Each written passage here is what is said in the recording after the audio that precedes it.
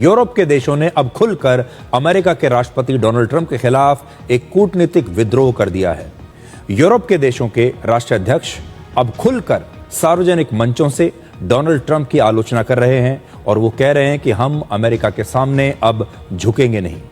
आज डावोस में चल रहे वर्ल्ड इकोनॉमिक फोरम के दौरान कनाडा के प्रधानमंत्री मार्क कार्नी के भाषण की चर्चा पूरी दुनिया में हो रही है। अपने भाषण में मार्क कार्नी ने कहा कि हम लोग एक झूठ की दुनिया में जी रहे हैं, जहां कमजोर देश एक मजबूत देश के सामने आत्मसमर्पण की मुद्रा में रहते हैं और ये सोचकर वो ये करते हैं कि इस समझौते से उनके हितों की रक्षा होगी और ये भी एक प्रकार की गुलामी है जो अब और नहीं चलेगी।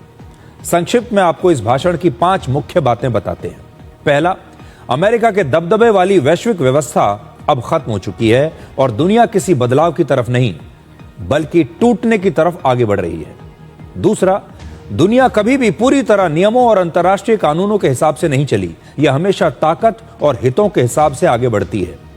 तीसरा, ताकतवर देश अपने फायदे के लिए आर्थिक रिश्तों, टैरिफ और सिस्टम को हथियार बनाकर दूसरे देशों को मजबूर करते हैं।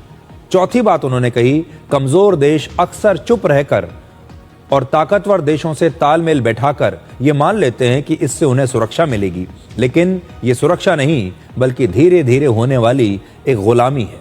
और पांचवा, कनाडा ने तय किया है कि वो अब ताकतवर देशों के हिसाब से नहीं बल्कि सच बोलकर और समान सोच वाले देशों के साथ मिलकर आगे बढ़ेगा। इस भाषण को सुनने के बाद ऐसा लगता है जैसे कनाडा के प्रधानमंत्री की अंतरात्मा अब जाग गई है और वो अमेरिका से अब कह रहे हैं कि अब बस बहुत हुआ।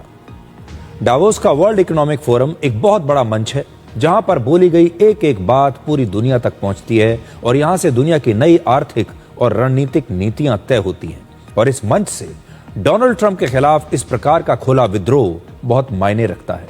आज ब्रिटेन के प्रधानमंत्री कीयर स्टारमर ने भी कहा कि वो ग्रीनलैंड के लिए और टैरिफ की धमकियों पर अमेरिका के राष्ट्रपति ट्रंप के दबाव में नहीं झुकेंगे।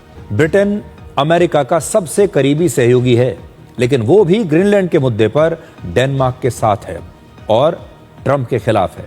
इससे एक दिन पहले फ्रांस के राष्ट्रपति इमैनुअल मैक्रों भी ये कह चुके हैं कि यूरोप को अमेरिका की ताकत के सामने अब और नहीं झुकना चाहिए।